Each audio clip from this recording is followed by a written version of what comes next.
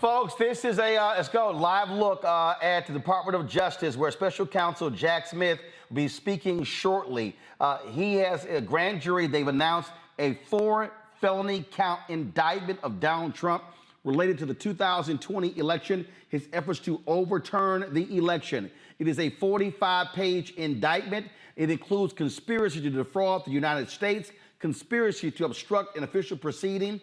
The indictment says Trump, quote, pursued unlawful means of discounting legitimate votes and subverting the election results. Again, this, of course, is the latest indictment of Donald Trump.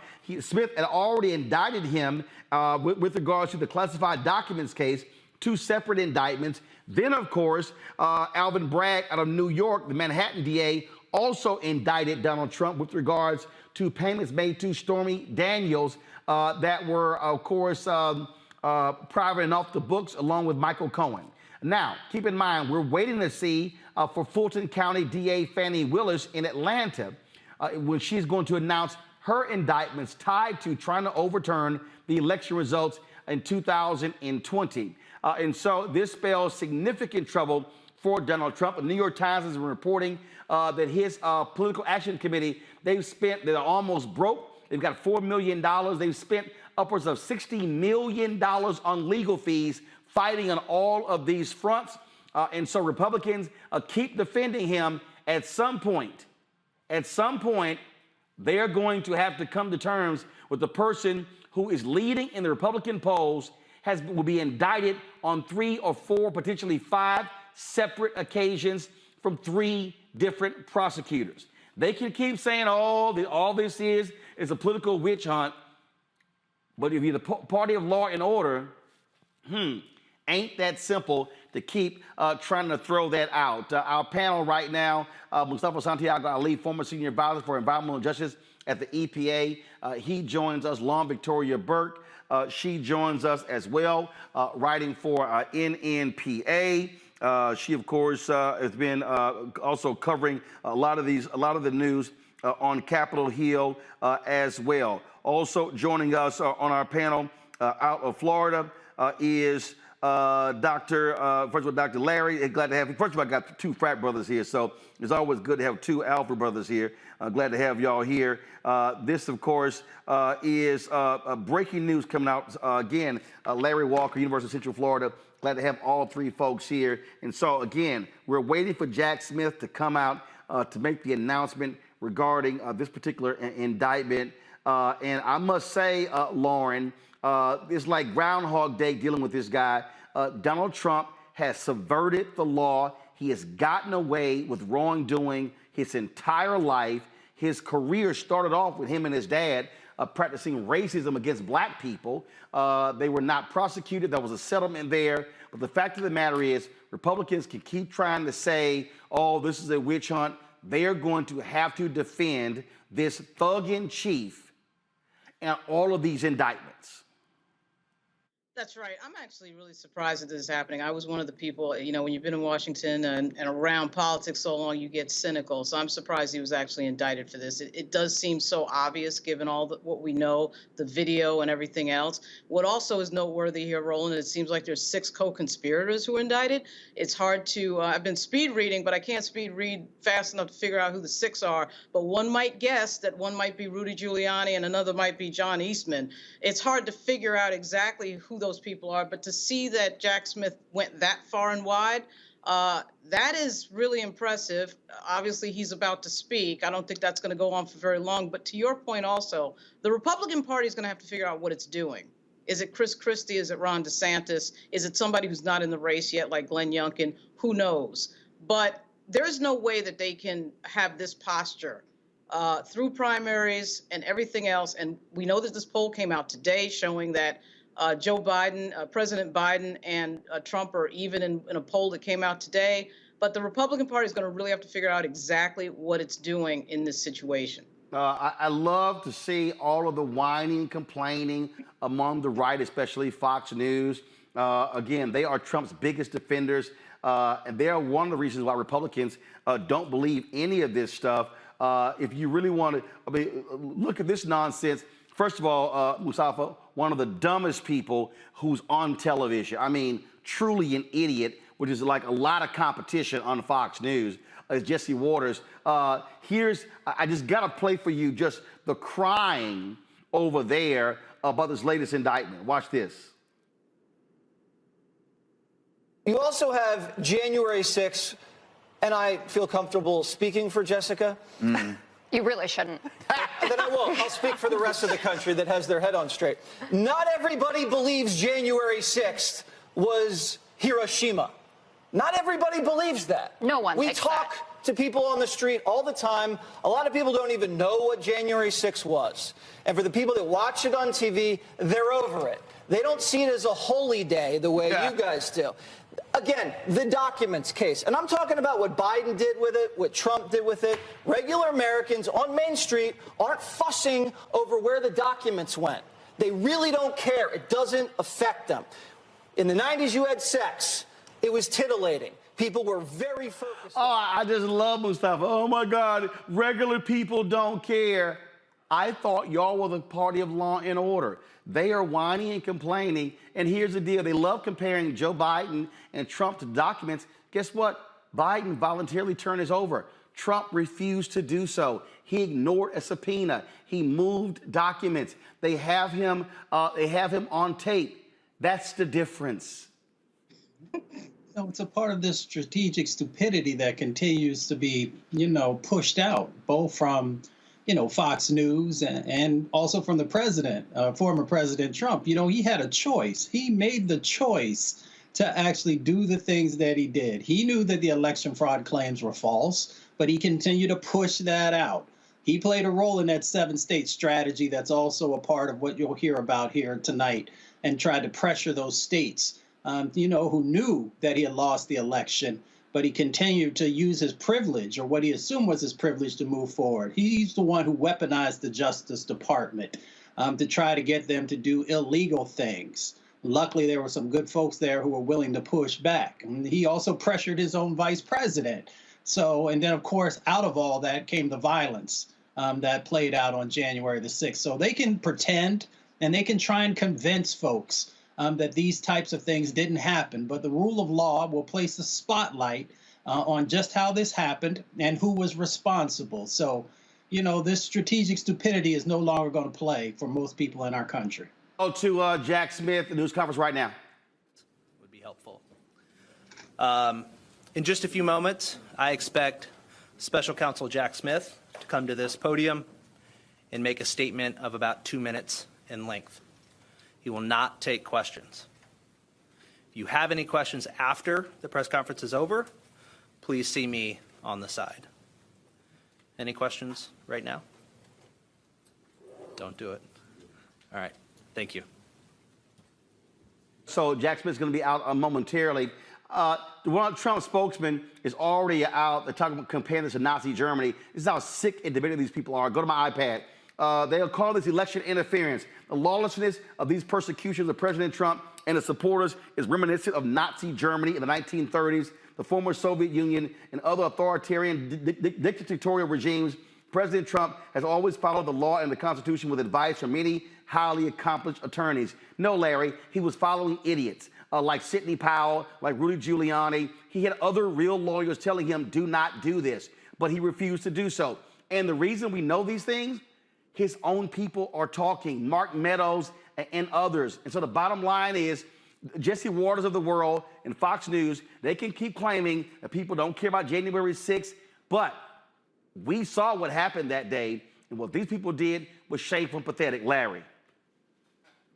It's so interesting, Roland. It surrounds me, chickens come home to roost. We recall in terms of how they chanted, lock them up when it came to Hillary Clinton. And now here we are a few years later, and he's being held responsible for inciting an insurrection. Obviously, we talk about the 4 counts, but the bottom line is he knew that he lost the election. He's been filling a lot of these folks with minds with lies. And at the same time, as you just played that clip at Fox News, they're just nothing more than a network that's full of misinformation. And that's certainly having an impact on when we see some of these radical behaviors from Americans, not only in January 6th, but some of the other incidents we've seen since then. But the bottom line is, it is really important that Jack Smith and our government overall hold Donald Trump responsible for his actions. And Roland, you highlighted his problem. His father his father got in trouble years ago when it came to DOJ. And you talked about working out of some negotiation. But the bottom line is, Donald Trump has been getting away from these issues for years. Larry, hold on one second. Larry, hold on one second. Special Counsel Jack Smith is coming out. Let's go live right now to DOJ. Good evening. Today, an indictment was unsealed, charging Donald J. Trump with conspiring to defraud the United States, conspiring to disenfranchise voters, and conspiring and attempting to obstruct an official proceeding. The indictment was issued by a grand jury of citizens here in the District of Columbia, and it sets forth the crimes charged in detail. I encourage everyone to read it in full. The attack on our nation's capital on January 6th, 2021, was an unprecedented assault on the seat of American democracy. As described in the indictment, it was fueled by lies. Lies by the defendant targeted at obstructing a bedrock function of the U.S. government, the nation's process of collecting, counting, and certifying the results of the presidential election. The men and women of law enforcement who defended the U.S. Capitol on January 6th are heroes. They are patriots, and they are the very best of us. They did not just defend a building or the people sheltering in it. They put their lives on the line to defend who we are as a country and as a people. They defended the very institutions and principles that define the United States. Since the attack on our Capitol, the Department of Justice has remained committed to ensuring accountability for those criminally responsible for what happened that day. This case is brought consistent with that commitment, and our investigation of other individuals continues. In this case, my office will seek a speedy trial so that our evidence can be tested in court and judged by a jury of citizens. In the meantime, I must emphasize that the indictment is only an allegation and that the defendant must be presumed innocent until proven guilty beyond a reasonable doubt in a court of law. I would like to thank the members of the Federal Bureau of Investigation who are working on this investigation with my office, as well as the many career prosecutors and law enforcement agents from around the country who have worked on previous January 6th investigations. These women and men are public servants of the very highest order, and it is a privilege to work alongside them. Thank you. Why didn't you charge any of the other co-conspirators? Folks, that was, again, about a 2-minute statement from Special Counsel Jack Smith announcing the 4-count indictment against Donald Trump. Folks, Judge Tanya Chutkan, who is a D.C. judge, this is who she is. She is going to be the one presiding over this. She has not been kind to folks involved in the January 6th insurrection. And so she is the one who has been assigned this case as well. Again, folks, a 45-page indictment laying out the details of what took place. It says right here, again, the grand jury charges right here, the defendant, Donald J. Trump, was the 45th president of the United States and a candidate for re-election in 2020. The defendant lost the 2020 presidential election. Despite having lost, the defendant was determined to remain in power. So for more than 2 months following Election Day on November 3rd, 2020, the defendant spread lies that there had been outcome determinative fraud in the election and that he had actually won. These claims were false, and the defendant knew that they were false.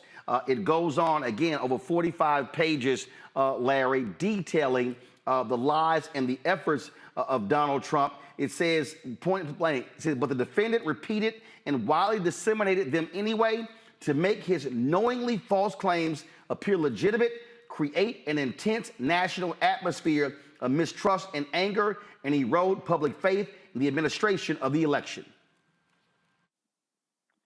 So, Roland, I'm interested in terms of over the next couple of months, what's the argument from the Republicans?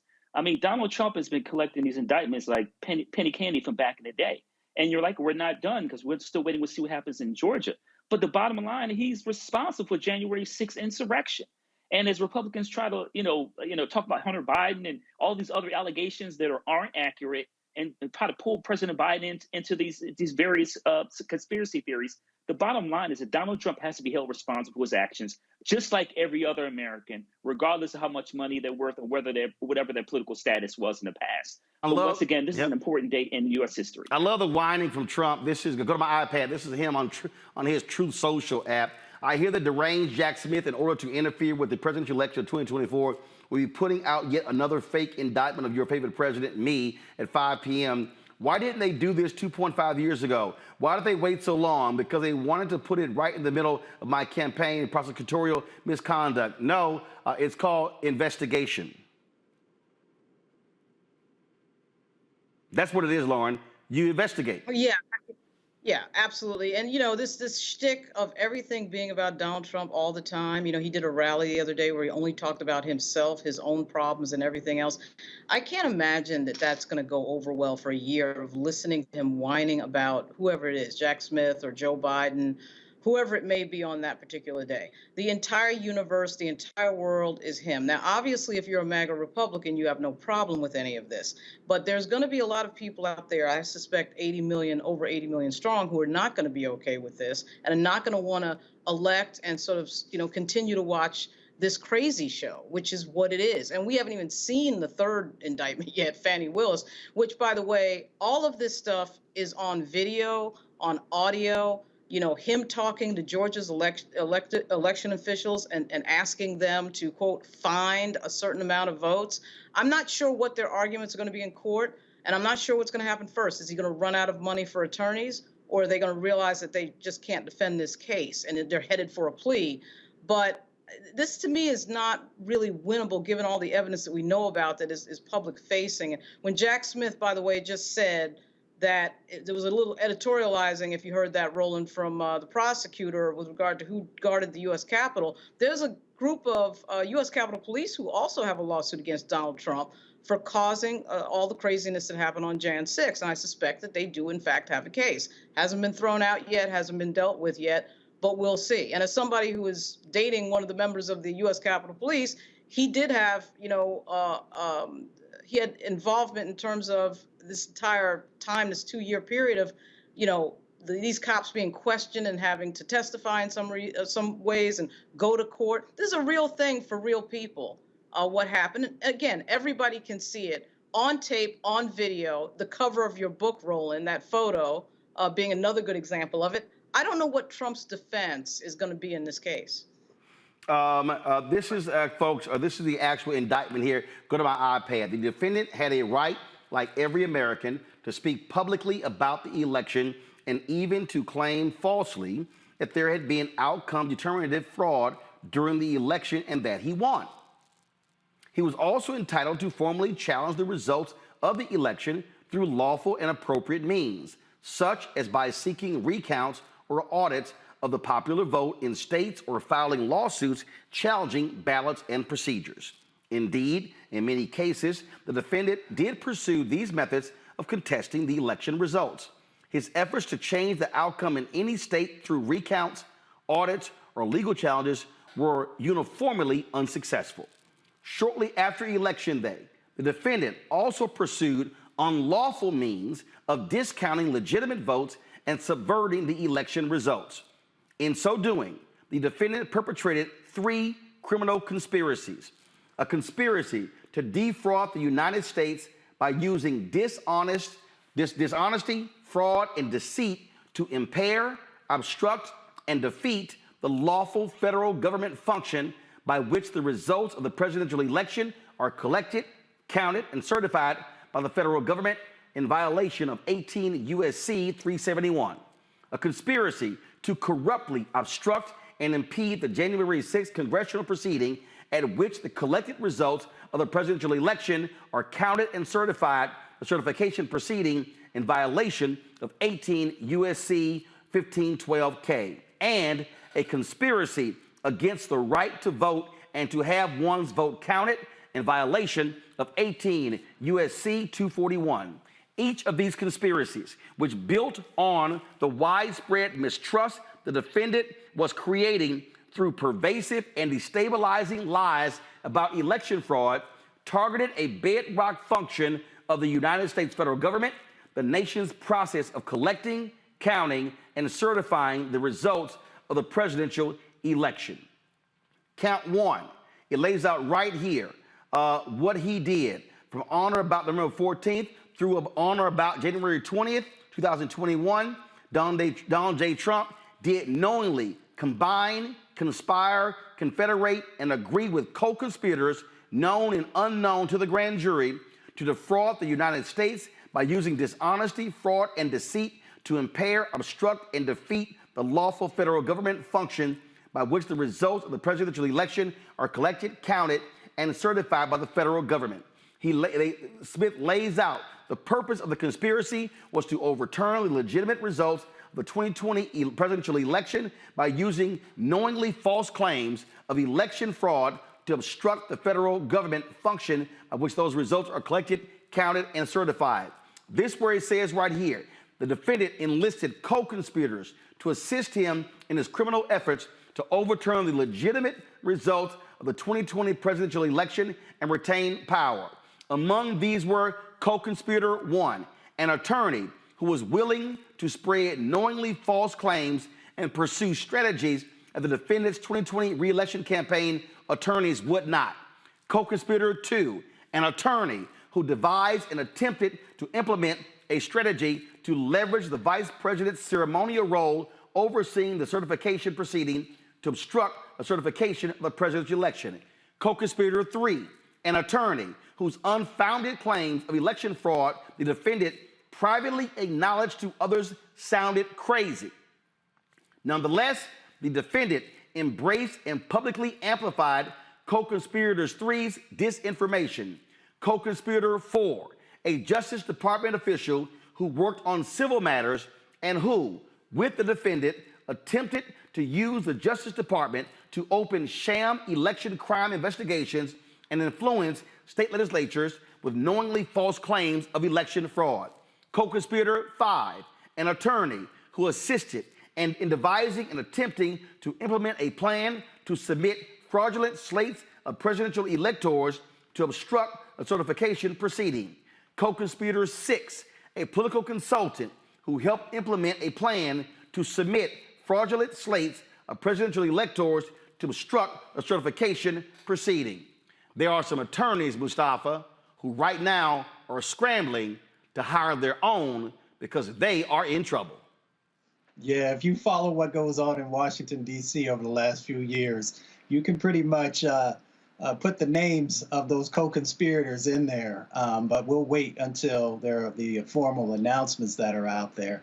You know, they better get some good attorneys because this case is really strong against all the folks who are there, are part of this indictment. You know, this is all about power and privilege.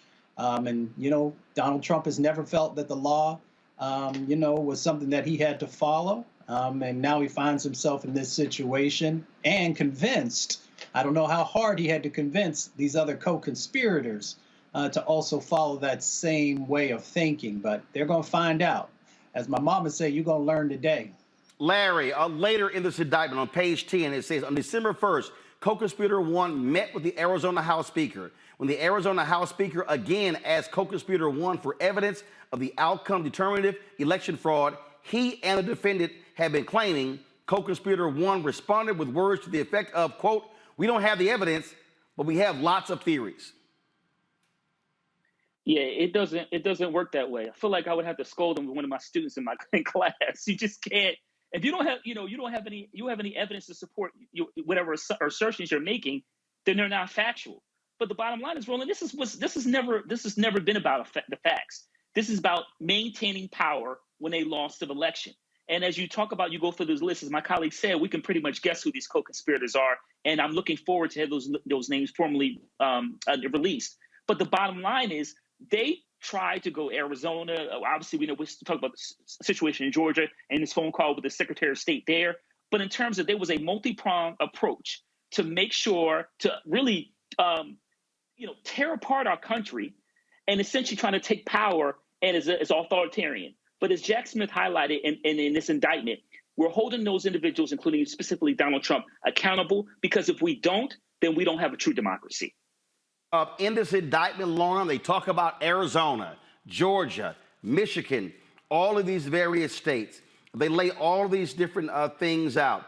You see, they got on December 4th, co-conspirator 1 sent a text message to the Michigan House Speaker reiterating his unsupported claim of election fraud and attempting to get the Michigan House Speaker to assist in reversing the ascertainment of the legitimate Biden electors, stating, looks like Georgia may well hold some factual hearings and change the certification under Article 1, Section 2 of the Constitution. Explaining that they just don't have the right to it, but that obligation. Help me get this done in Michigan. And it goes on and on and on. If you're Rudy Giuliani and Jack Eastman and Sidney Powell, you are now in the crosshairs of Jack Smith. That's right. And you, at minimum, they're looking, at obviously the potential of being disbarred. But also, right, to your point, Roland, they will have to, of course, lawyer up. And, the fact that they brought up Russell Bowers is interesting. That sounds, he had testified in front of Benny Thompson's committee, January 6th committee, and that was pretty startling testimony because that was a Republican official effectively saying, I am not going to subvert our democracy. And as you read, Roland, actually, a lot of what you're reading sounds a lot like two things. A little bit of what Fox News was sued on in terms of their lying on the air and their constant just making up of reality around election fraud. And then it sounds like the January 6th hearing testimony, a lot of this and a lot of the same officials involved. So we can kind of get if in fact, when you keep reading, it sounds like a lot of that hearing testimony and a lot of that is on the record under oath. It's a lot of what we already know. And I think it just sort of leads us all back to the question of what is the defense going to be? You have subverted. I love this one. On November 25th, the day after Pennsylvania's governor signed a certificate of ascertainment and thus certified to the federal government that Biden's electors were the legitimate electors for the state, co-conspirator 1 orchestrated an event at a hotel in Gettysburg attended by state legislators. Co-conspirator 1 falsely claimed that Pennsylvania had issued 1.8 million absentee ballots and received 2.5 million in return. In the days thereafter, a campaign staffer wrote internally that co-conspirators 1's allegation was, quote, just wrong, and, quote, there's no way to defend it. That's what's, they literally, there are people who are working with them saying, these folks are lying. And so if you're Jack Smith, is this live outside? What is this, folks? Okay, they're trying to get a statement from Merrick Garland. Go live right now. The January 6th attack on our democracy. Career men and women of the Justice Department engaged in what has become the largest investigation in our history. In November last, I appointed Jack Smith, a special counsel, to take on the ongoing investigation in order to underline the department's commitment to accountability and independence. Mr. Smith and his team, experienced, principled, career agents, prosecutors, have followed the facts and the law wherever they lead. Any questions about this matter will have to be answered by the filings made. Are you concerned about this affecting the 2024 election? AG Girl, are you concerned? The thing here is that in this indictment, you have a DOJ staffer who is being indicted, a Justice Department official. That right there says a whole lot, Mustafa, because it shows how Donald Trump had individuals who he appointed who were trying to use the power of the Department of Justice to overturn this election. And this is more offensive to the folks. Again, let's go back to, give me a 2-box with Merrick Garland. This shows, again, how offensive it is what actually took place in this country with this man. He was trying to use everything possible in order to stay in power. That's what Donald Trump was trying to do. Oh, without a doubt. And he had tentacles all throughout the federal government. You know, for those of us who have spent time there, one, we understand our oath and how important it is to actually live up to that. So then when you see these individuals who were inside the federal government who are also, you know, moving forward with lies or were supporting, you know, this strategy that Trump had, you know, it doesn't make it any easier for people to trust the federal government. But luckily, there were good folks who were there who are also pushing back. I was blessed to be able to work with folks from the Department of Justice for a couple of decades, and I know their level of commitment to upholding the law. So, you know, he tried to dismantle and deconstruct the Department of Justice, and thankfully he wasn't successful, but there were those individuals who unfortunately believed the hype and believed the things that he was trying to accomplish. And I won't be surprised if we won't also find out, you know, that there'll be folks also who will catch charges in some of these various states who are also aligning themselves with him. Oh, Larry, they've got to break. Look, you got a bunch of people who got to answer some stuff. Go back to my iPad. It says right here, on December 6th, the defendant and co-conspirator 2 called the chairwoman of the Republican National Committee, that's Roland McDaniel Romney, to ensure that the plan was in motion. She said that during the call, co-conspirator 2 told the chairwoman that it was important for the RNC to help the defendant's campaign gather electors in targeted states, and falsely represented to her that such electors' votes would be used only if ongoing litigation in one of the states changed the result in the defendant's favor. After the RNC chairwoman consulted the campaign and heard that work on gathering electors was underway, she called and reported this information to the defendant, who responded approvingly. Roland McDaniel is now going to have to answer. All of these people, look, they go to trial here, Larry, barring, you know, a plea deal. Steve Bannon, Marjorie Taylor Greene, Jim Jordan, every single Matt Gaetz, Ted Cruz, all of these Republicans who avoided congressional subpoenas, they are not going to be able to avoid a subpoena from the federal courts. No, and you know, reading, you know, kind of here, listening to you, realizes that Roland, the rot runs deep, and when you have a tree that's rotted, you really have to cut it down and start from scratch, and that's what we essentially this indictment is really the first stage, and like you said, we'll see over a series of next couple of months of some of these individuals we highlighted, like you said, who are those individuals, and then having them testify. Because we in the last couple of months, we've heard a lot of people, you know, stand at the podium or put out press releases, talk about, you know, it's a witch hunt and none of this makes any sense and they're going after Donald Trump. Let's see what you have to say when you have to put your hand on the Bible.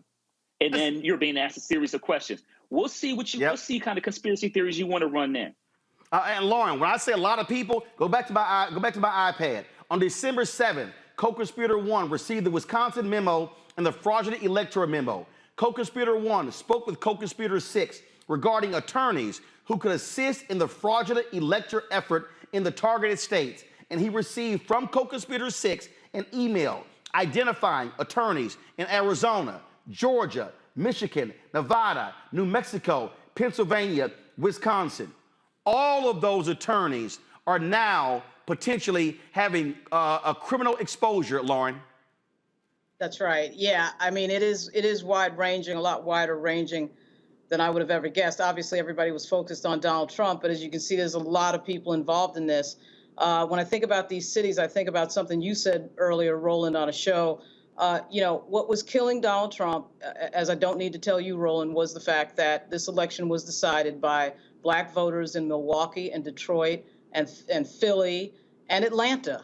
That's why he was ticked off in the first place. Of course, he lost by 8 million votes. But then he, of course, went to these election officials in a lot of these Republican jurisdictions and tried to get them to lie. He tried to get them to lie. And so they weren't going for it. And in fact, it was interesting to see the Republican officials, not only in Arizona, but also in Georgia, resist him on the phone, and of course, resist him trying to, quote, find a certain amount of votes so that he could be declared the winner and declare that there was some sort of impropriety with regard to the collection of votes, none of which was true. I actually think that there's a chance that this is going to get real fast. We saw Alabama reject this idea of redistricting and the SCOTUS decision. Don't think that some of these people won't try to defy the federal government. I actually think they will try to defy the federal government. They've been talking openly about this. And that is their spin right now, that this is all political and not fair. And it wouldn't surprise me if they brought that question to the brink. Here's what's crazy. I'm only 27 pages into the 45 pages of Mustafa. Again, on December 22nd, the defendant met with co-conspirator 4 at the White House. Co-conspirator 4 had not informed his leadership at the Justice Department of the meeting, which was a violation of the Justice Department's written policy restricting contacts with the White House to guard against improper political influence. On December 26, co-conspirator 4 spoke on the phone with the acting attorney general and lied about the circumstances of his meeting with the defendant at the White House, falsely claiming that the meeting had been unplanned. The acting attorney general directed co-conspirator 4 not to have unauthorized contacts with the White House again, and co-conspirator 4 said he would not. That co-conspirator 4 is that Department of Justice official. And again, here's the deal. You start lying, they can get you on they can convict you on lying alone. And so this thing is about to metastasize. And if you want to see how quickly folks start going, oh crap, I might be headed to prison, Jack Smith is going to start granting immunity to a whole bunch of lawyers who, one, do not want to lose their law licenses, Mustafa, because that means they got no means of income because they won't be able to practice law for the rest of their life. Oh, yeah. Folks going to be cutting deals left and right. If some of them already haven't. You know, my grandmother says when you know better, do better. These individuals, they knew better than to do and to support this foolishness that Donald Trump was trying to move forward on.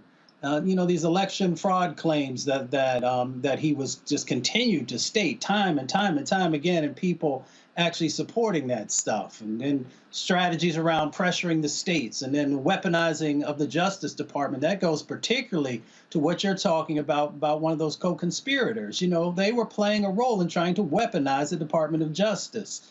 So, if you're not going to do the right thing, you should never be in these positions. Here's the thing. Most of these folks don't really understand what prison is all about. But I guarantee you, once they hear, those steel doors closing, they'll change. They'll really start to reflect on why they did the things that they did and why did they support this individual, because prison is no joke. Well, first of all, again, y'all, if you go through this indictment, it lays out, just all sorts of nonsense that took place that was unbelievable.